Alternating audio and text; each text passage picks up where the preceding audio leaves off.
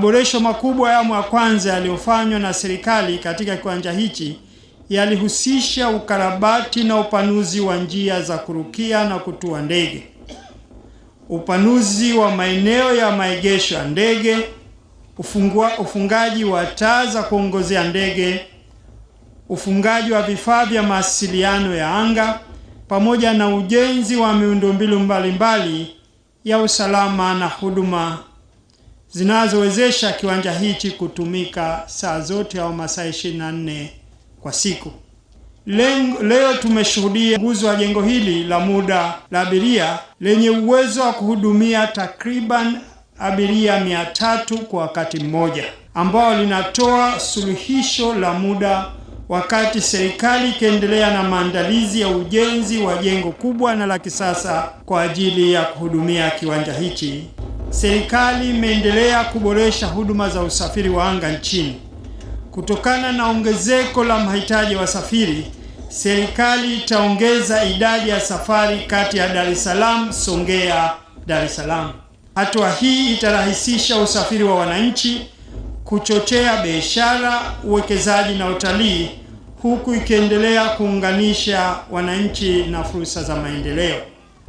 Kiwanja hichi ni mali ya Watanzania wote.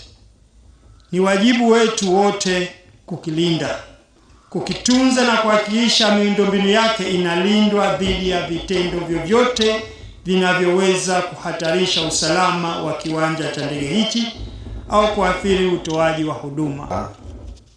Barabara hiyo inayoingia kwenye jengo hili ya kilomita 0.8 ijengwe kwa kiwango cha lami kwa sababu ya ubora wa jengo hili. Barabara hiyo imeridhiwa ijengwe kwa kiwango cha lami na imekwisha kutengewa fedha iendelee kuwa jengo la abiria la muda, lakini tukiwa tunatamani kuwa na jengo jipya na la kisasa kwenye eneo hili. Eneo tunalo, lakini sababu ya pili ni ongezeko kubwa la abiria kiasi kwamba hata jengo hili tunaanza kuliona katika muda mchache ujao litakuwa pia halitoshi.